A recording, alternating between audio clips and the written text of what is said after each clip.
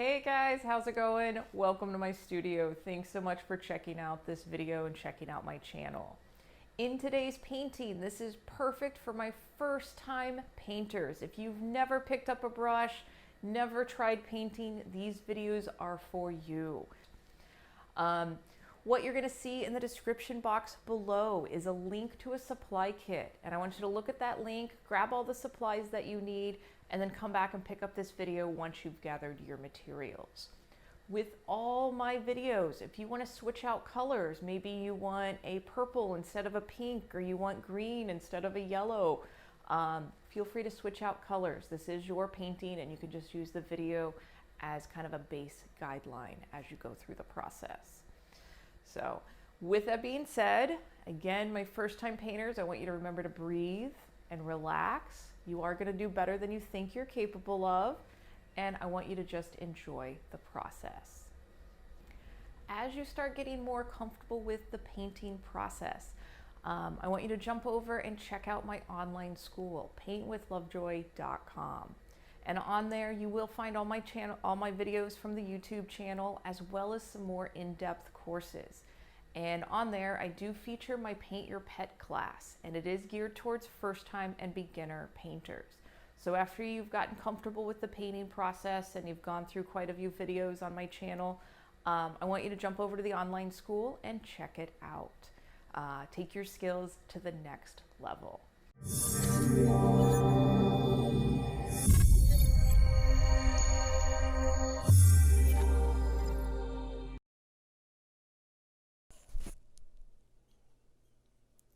Alright guys, it's going to be another fun painting, so gather all your supplies and make sure you turn on your favorite music. And as always, make sure you take your progress photos.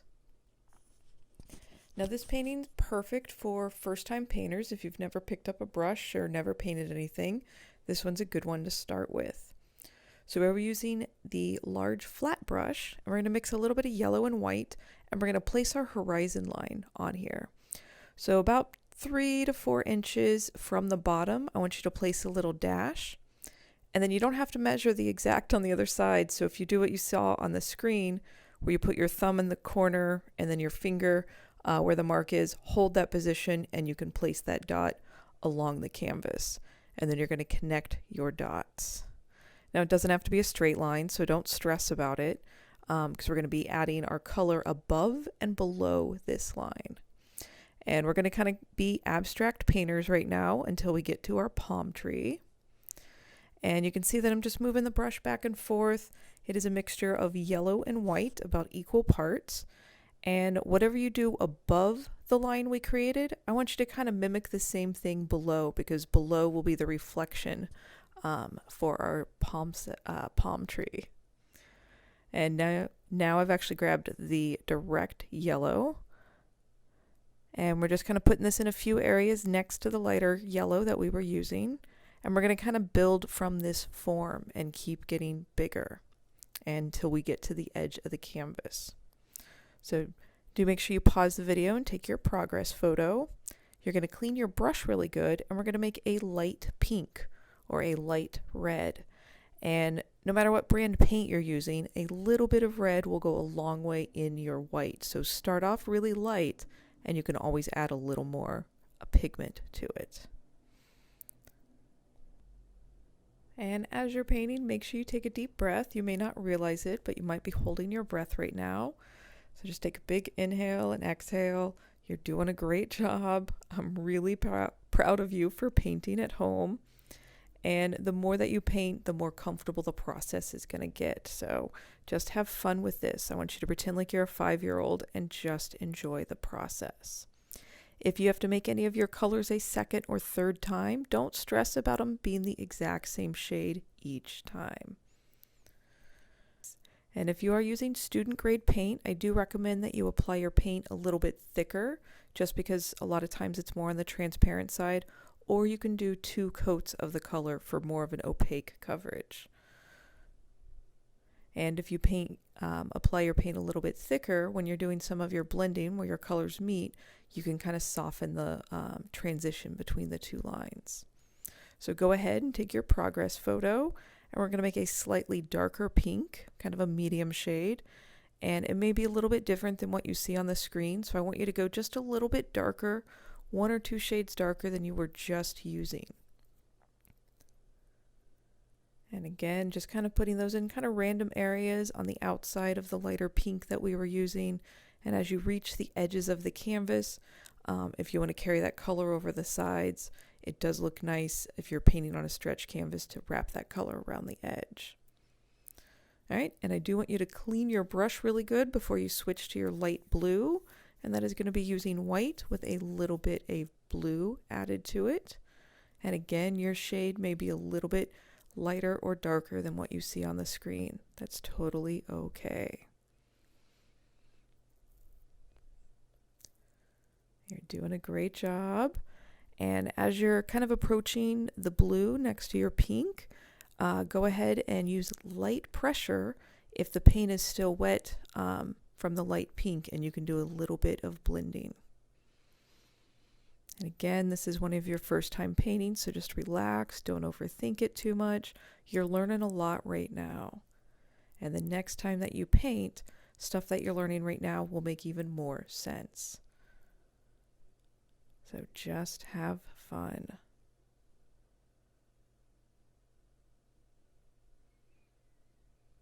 All right, so go ahead, pause the video, take your progress photo, and we're going to make a medium blue.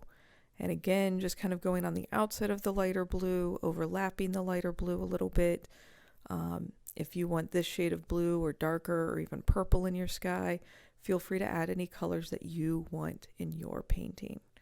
And I do recommend maybe doing this painting a couple times and change things up. Like I said earlier, you just get more comfortable with mixing your paint and applying it, and it's very therapeutic and relaxing. So I do recommend that everybody does this on a regular basis.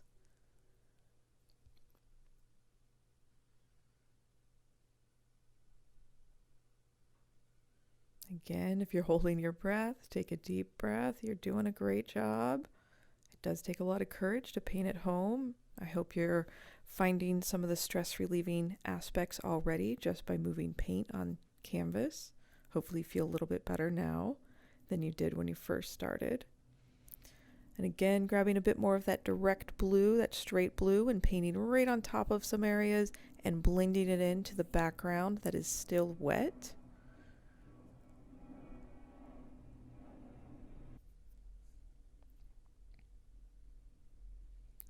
All right, pause the video, take another progress photo, and we're going to go to the pointy brush and blue paint. We're going to go back and create that horizon line that we did earlier. So if you need to do the same thing, place your little dot, put your finger on the corner and your first finger where the dot is, hold that position, and you can mark it along your canvas and then connect the dots. If you feel like just freehanding it and going straight across, go for it. But you will be creating your horizon line, and everything below this horizon line is going to be our water. So we're going to put some water lines and water marks on here to give the illusion of our rippling water. So using that same brush and holding it kind of like a pencil, just using the tip of the brush and the direct straight blue paint and making these lines. And I am imagining that it's a pretty calm day, calm morning. So my lines are pretty horizontal. There's not much movement to them. You do want to overlap your lines, and you do want some of these to go off the edges of the canvas and off the bottom of the canvas as well. And by doing that, it makes the viewer kind of feel like the image extends beyond the canvas. If you feel like grabbing that large flat brush and holding it perpendicular and using the width of that long flat brush, you can do the same thing by making these marks. Try both, see what kind of feels more comfortable to you. And go ahead, pause the video, take your progress photo, and I do recommend that you practice your design on a scrap sheet of paper while you're allowing your background to dry. So pause this point of the video and follow along and practice your palm tree with your pointy brush and the black paint. As you're using the brush, I want you to play with the pressure. More pressure against the canvas is going to make a wider line. Using just the tip and light pressure will make a skinnier line. As you're beginning to paint, you may kind of fluctuate between the two as you're learning to control the brush. And the more that you do it, the more your muscles remember and the more delicately you can hold the brush. So don't give up after the first painting. Practice, come and paint again, and remember that you get better with more and more that you do it. So here I'm doing the palm tree. Put the tree trunk on there, and then the palm fronds, and then we'll do the leaves. And then we'll kind of repeat this design on the water below. And then when you're doing it on the water, it doesn't have to be perfect, because again, you're imagining that it's kind of on a rippling water. So if this one wiggles a little bit, that's okay. And I will intentionally wiggle kind of the palm fronds, again, just to indicate that we've got a watery surface. So this one does not have to be perfect. In fact, the more that it wiggles, the more movement the illusion is on the water. All right, and as we move into the leaves on the palm frond, just little overlapping dash marks, imagining that each dash mark is a leaf on the palm frond. And as you're adding your leaves on your palm tree, on your palm fronds, do all the palm fronds before you kind of judge your palm tree, because it is going to look kind of weird with just one of them with all these leaves and the rest of these weird lines kind of radiating out. So do all your leaves and then kind of get out of your chair and look at it from a distance and assess. Do you need more leaves on there? Do you need to overlap the lines? In this case, kind of the more dashes that you have and the more overlapping, the more lush and full your palm tree will look. And living in California, I can attest that there are many, many, many different shapes and sizes and directions that palm trees grow. So don't stress about what your palm tree looks like. Maybe it's dancing in the wind. Maybe it's waving to something. Maybe a hurricane's coming in. Maybe it's really nice and calm and peaceful. Whatever your personality of your palm tree is, embrace it. And continue to paint palm trees. So you're doing a great job. Remember to breathe. You're doing great. All right, good place to pause the video and take a progress photo. And this part is optional. If you would like a little island on your horizon line, we're going to add it, and then we'll put a few little palm trees on there. So your island can be as big as you want it or as little, and you can have as many or as few palm trees that you want on your island. And for the palm trees on the island, because they're so far on a distance on the horizon line, you're just going to go through the steps for the tree trunk and the palm fronds. You won't actually add the leaves to it. And again, it's just because it's back in a distance and you can't see that much detail anyway. Again, remember to breathe. You may want to hold your breath, but that's not going to help. And I've found that if you exhale as you touch the canvas, it makes it a little bit easier and it'll make your hand a little less shaky.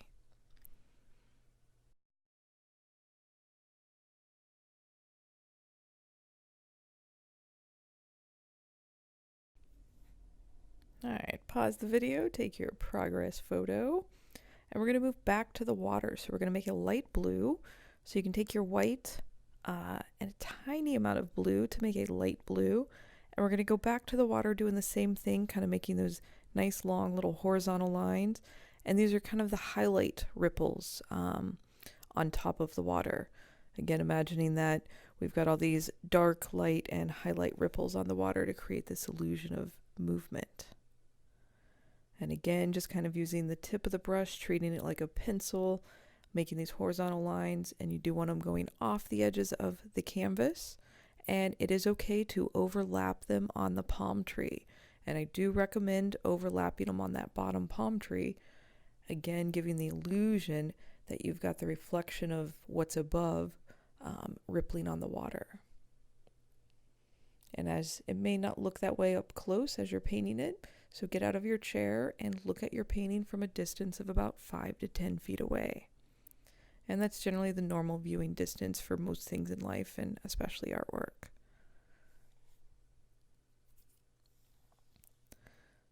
pause the video, take a progress photo. You're going to clean your brush really good.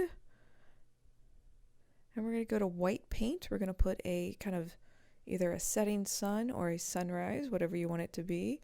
We're going to put a circle right above the horizon line. And you can see I just kind of made a half circle and then made another half. You can also make a dot and then just kind of keep making that dot a little bit bigger until you get to the size of the sun that you want. Then I'm actually going into the water reflection and doing a few horizontal lines, again giving the illusion that we have that sun reflecting on top of the water. All right, and going back to black paint because I decided I want some pelicans or some birds flying in my sky. And these guys I'm going to do kind of in a line, almost as if you'd imagine that they're on the cliff flying in that nice formation all together and in sync. You can add as many birds as you want. You can kind of mimic what's on here. You don't have to add birds at all. If you want to put an airplane in there or a helicopter or a paddleboard on the water, feel free to make this painting your own. So add anything that you might want. And you can Google silhouette image if you're not quite sure how to draw the silhouette image of something. So thank you guys so much for painting. I'm really proud of you. I hope you enjoyed the process and I hope you paint again soon. Until next time, cheers. Hey guys, thanks so much for painting today. I hope you enjoyed the process and I hope your paintings turned out really nice. For those of you that this is your first time ever painting, be kind to yourself. If you need to, go through the process again, and what you learned the first time will make more sense the next time that you paint. So don't let this be your only painting of the year. Keep at it, and it is one of those skills that you do get more comfortable with more and more practice. So don't wait too long to try painting again. As you're uploading your pictures to social media, please tag me, Paint with Lovejoy, or email them to me, paintwithlovejoy@gmail.com. It is through your photos, your feedback that kind of keep this channel going, and it also encourages other people that may be curious about painting and they might need a little feedback or to see your pictures for a little push for them to try it themselves. So please share your experience and process with others. I tell most of my students in class that the world's not getting any less stressful, so it is up to you to find your creative and stress relieving outlets in this world. So share it with others so they can find an outlet for themselves as well. So thanks again for painting with me. I look forward to painting with you in the future. Cheers.